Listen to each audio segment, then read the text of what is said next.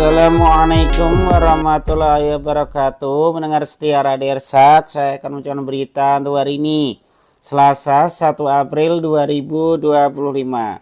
Sari berita penting. Pengeroyokan saat malam takbiran di Tanjung Jabung Barat.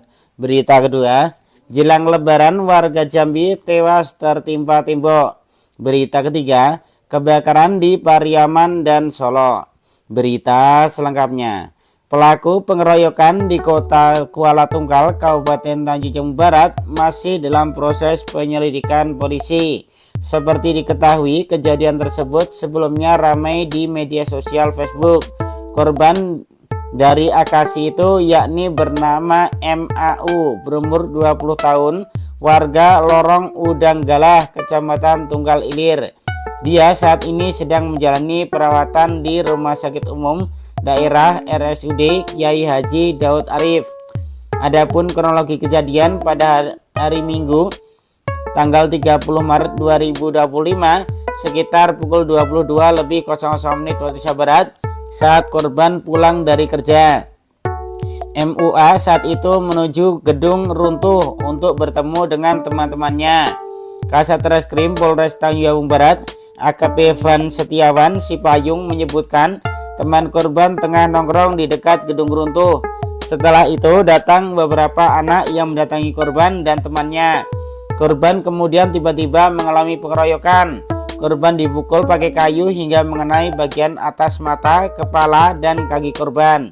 Terkait siapa yang menjadi pelakunya, polisi menyebutkan hingga saat ini berita ditulis masih dalam proses penyelidikan. Pelaku saat ini sedang dalam proses penyelidikan, kata dia. Saat dikonfirmasi media Senin 31 Maret 2025.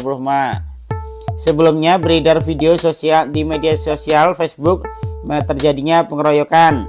Pengeroyokan itu dilakukan oleh sejumlah pemuda di Tanjung Jabung Barat. Sumber berita Tribun News. Berita kedua, hujan deras yang mengguyur kota Jambi pada hari Minggu tanggal 30 Maret 2025 membawa duka mendalam.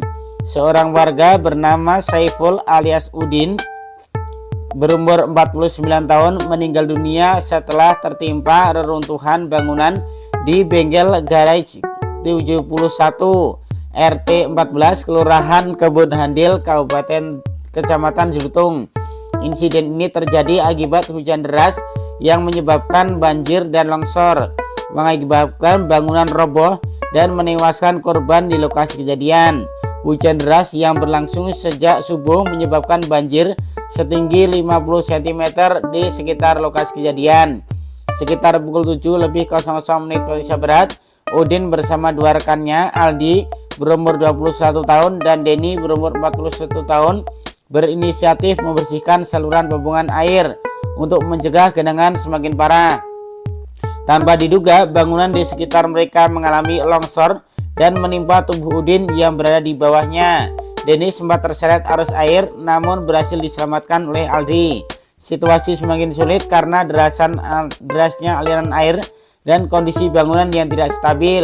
Tim pemadam kebakaran dan penyelamatan Damkartan Kota Jambi menerima laporan sekitar pukul 9.00 Indonesia Barat. Dalam waktu 15 menit, 15 personil damkar tiba di lokasi dengan armada rescue dan fire jeep untuk melakukan evakuasi.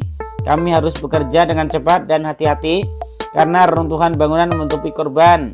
Setelah beberapa menit mencari di bawah puing-puing, kami akhirnya berhasil menemukan Saiful dalam kondisi sudah tidak bernyawa, kata Kadis Damkar Kota Jambi Mustari Afandi.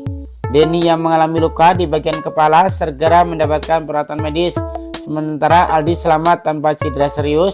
Kabar duka ini mengguncang keluarga korban, terutama istri Udin bernama Dian yang tidak dapat menahan kesedihannya. Tangisan histerisnya pecah saat melihat jasad suaminya disemayamkan di rumah duka. Kejadian tragis ini turut mengundang perhatian Wali Kota Jambi Maulana dan Wakil Wali Kota Diza yang langsung datang ke lokasi rumah duka untuk memberikan dukungan moral serta bantuan kepada keluarga yang ditinggalkan. Saya cukup sedih dengan peristiwa ini, apalagi terjadi di penghujung Ramadan. Kami turut berduka cita yang sedalam-dalamnya, ungkap Maulana. Sumber berita Tribun News. Berita ketiga, Sehari menjelang Hari Raya Idul Fitri, rumah Asril warga Desa Simpang, Kecamatan Pariaman Selatan, ludes dilalap si jago merah pada hari Minggu siang tanggal 30 Maret 2025. Untuk memadamkan api, dikerahkan petugas pemadam kebakaran Damkar Kota Pariaman dengan melibatkan 6 unit mobil damkar. Dengan datangnya bantuan petugas dan mobil damkar tersebut, api cepat dipadamkan dan tidak meluas ke beberapa rumah yang ada di lokasi tersebut. Peristiwa kebakaran ini dijelaskan Wali Kota Pariaman, Yota Balat. Ia langsung meninjau warga korban kebakaran tersebut sekaligus menyerahkan bantuan. Kami mendatangi rumah warga yang terkena musibah kebakaran, yaitu Asril dan keluarga. Kedatangan kami ke sini untuk melihat langsung musibah yang terjadi, dan semoga Pak Asril dan keluarga diberi kesabaran dan ketabahan, juga sekaligus mengantarkan bantuan, ujarnya. Adapun bantuan yang diberikan berupa alat dapur, tikar, terpal, selimut, peralatan sekolah, yang mana bantuan tersebut diterima langsung oleh Asril. Saya atas nama pemerintah Kota Pariaman turut berduka atas musibah kebakaran yang menimpa keluarga Pak Asril. Semoga bantuan yang tidak seberapa yang kami serahkan hari ini dapat bermanfaat dan dengan sedikit dapat meringankan beban korban, tuturnya. Yota Balat nantinya akan berkoordinasi dengan pihak-pihak terkait untuk memberikan bantuan lainnya agar keluarga yang tertimpa musibah dapat segera membangun rumahnya kembali. Apalagi saat ini kita akan merayakan Hari Raya Idul Fitri. Sementara itu, korban kebakaran Asril mengucapkan terima kasih kepada pemerintah Kota Pariaman yang telah peduli terhadap musibah yang dialaminya, sekaligus memberikan bantuan terutama untuk kebutuhan terpal, perkakas rumah tangga, dan lainnya. Akibat kebakaran yang diperkirakan ke rumah, kerugian mencapai 300 juta rupiah yang terdiri dari bangunan rumah, satu buah mobil pick up, dan beberapa kerusakan rumah lainnya yang ada di sekitar lokasi.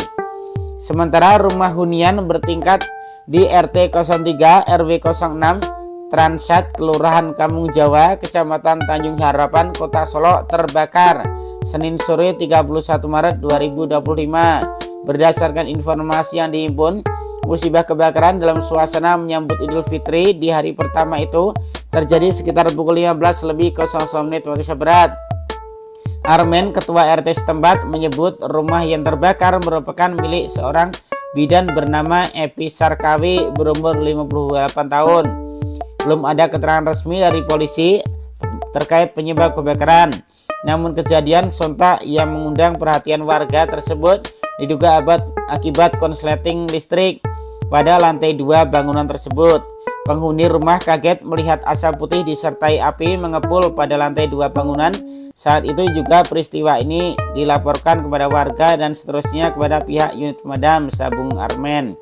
Tidak ada korban jiwa dalam musibah ini. Api dapat dipadamkan 2 jam kemudian setelah 5 unit pemadam gabungan Kota Solo dan Kabupaten Solo berjuang memadamkan api.